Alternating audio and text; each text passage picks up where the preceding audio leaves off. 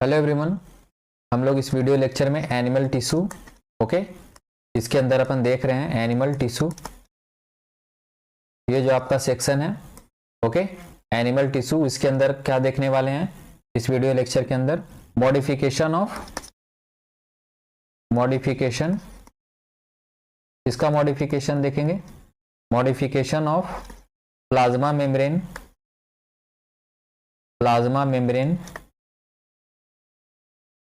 Done of epithelial cell done.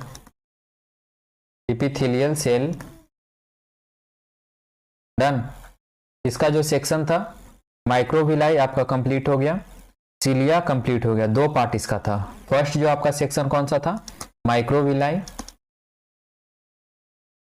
Okay. Second number पे क्या था? Cilia done. थर्ड जो आपका सेक्शन है कौन सा है? स्टेरोसिलिया ओके। कौन सा? स्टेरियोसिलिया। ये सिलिया से थोड़ा ज्यादा लंबा होगा, लॉन्ग होगा। इसको हम लोग इस वीडियो लेक्चर के अंदर देखने वाले हैं, समझने वाले हैं। डन। तो आपका जो सेक्शन है वो कौन सा है? स्टेरोसिलिया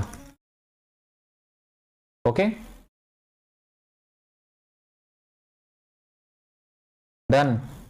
ये जो सेक्शन आपका है, सबसे पहले अपन डायग्राम इसका ड्रॉ करेंगे। तो ये जो आपका इस तरीके से स्टेरोसिलिया का जो सेक्शन है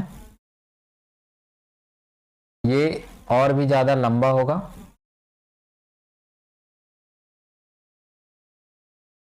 ओके। इस तरीके से आपका नैरो होगा। डन। ये सेक्शन आपका बेस पे कैसा होगा? बेस इसका होगा वाइडर ओके। और ये आपका जो है न्यूक्लियस। ये जो आपका बेस वाला जो रीजन है यहाँ पे कैसा होगा? इस तरीके से आपका wider okay. Broader base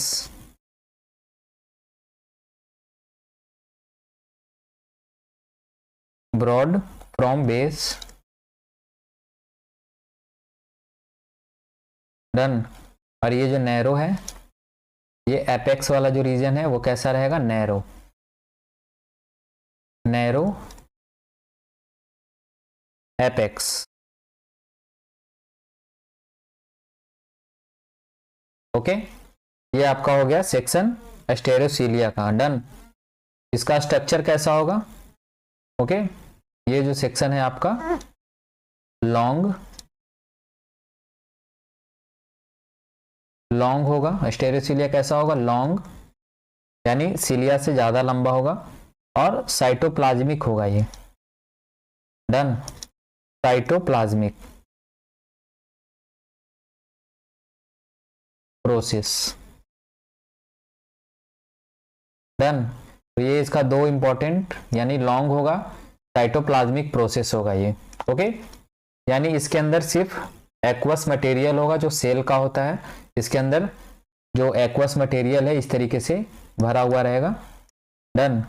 cell ऑर्गेनेलिक इसके अंदर प्रेजेंट नहीं रहेगा। साइटोप्लाज्मिक किसको बोलेंगे? Only aqueous material of cell, not cell organelle are present. Done.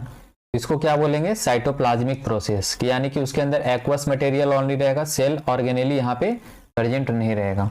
इसका एग्जांपल यहाँ पे देख लेते हैं। स्टेरियोसिलिया जो है ह्यूमन बॉडी के अंदर कहाँ कहाँ पे प्रेजेंट होगा। डन। तो ये जो आपका सेक्शन है एपिडिडाइमिस डन, टेस्टिस के अंदर वासा डिफरेंस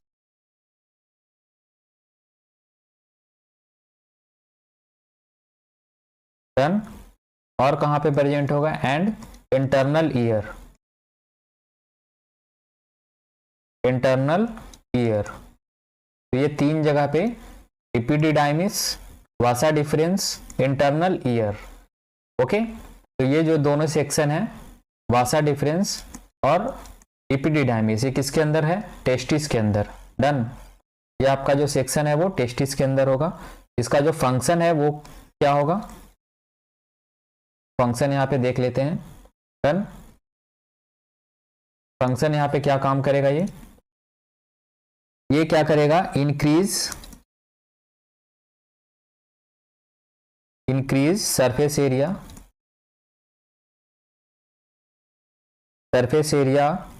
फॉर, इसके लिए करेगा absorption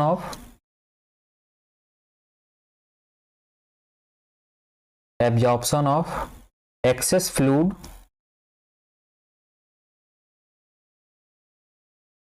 done and dead sperm.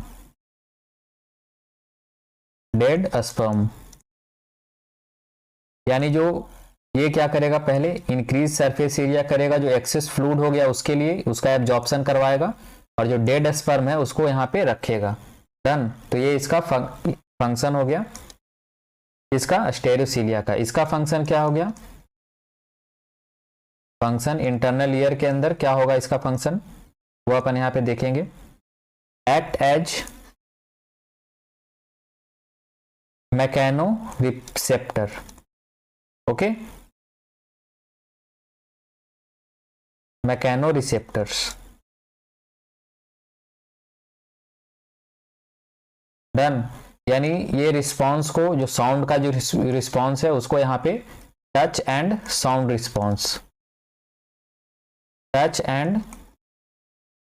Response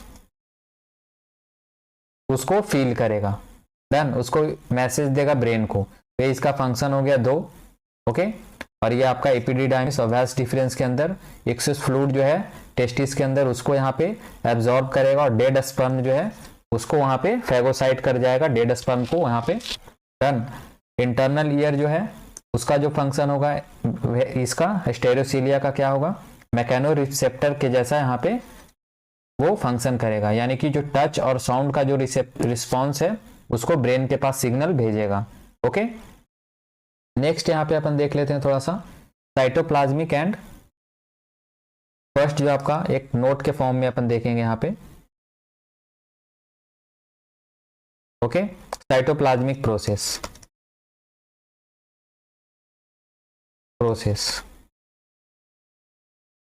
done. तो ये साइटोप्लाज्मिक प्रोसेस होता क्या है? सपोज ये आपका सेल है एक। डन। ये इस तरीके से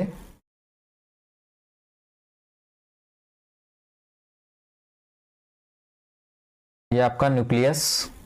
ओके, अब इसके अंदर जो भरा हुआ सेल ये यहाँ पे जाएगा। डन। इस तरीके से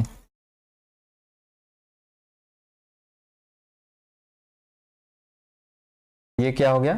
cytoplasmic process. Cytoplasm in process और स्ट्रक्चर। डन। इसके अंदर ओनली साइटोप्लाज्म आएगा। Done. Not cell organelle.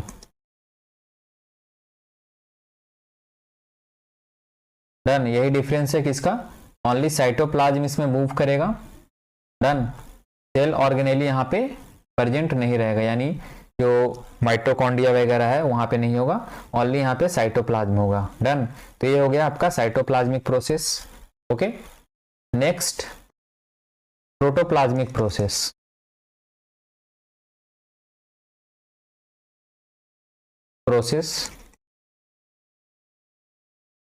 Done.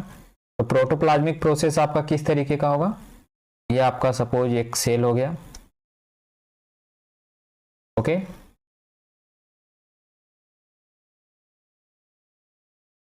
ये आपका न्यूक्लियस हो गया। अब इसके अंदर क्या होगा? ये आपका लिक्विड मटेरियल एक्वस। ये यहाँ पे छोटा छोटा सपोज आपका इस तरीके से सेल ऑर्गेनेली है। डन। ये आपका क्या है, सेल ऑर्गेनेली। ओके, ये सब क्या है, सेल ऑर्गेनेली।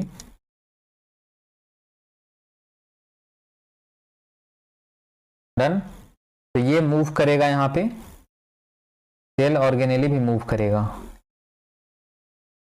डन। इस तरीके से आपका यहाँ पे सेल ऑर्गेनेली भी प्रेजेंट होगा। सबके अंदर जितना भी प्रोसेस है इसको क्या बोलेंगे यहाँ पे, साइटोप्लाज्म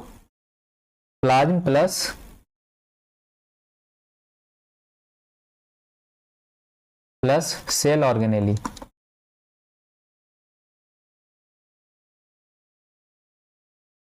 डन। जैसे कि सेल ऑर्गेनेली में आपका क्या क्या हो गया, endoplasmic reticulum, Golgi body, okay, ribosome, done, lysosome, mitochondria. तो ये सारा यहाँ पे प्रेजेंट होगा। ओके, तो ये जो प्रोसेस होगा आपका साइटोप्लाज्म प्लस, जैसे कि आपका यहाँ पे मूवमेंट होगा, साइटोप्लाज्म भी और प्रोटोप्लाज्म दोनों यहाँ पे मूव कर जाएगा। डन।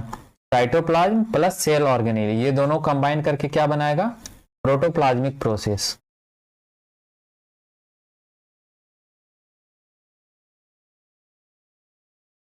डन।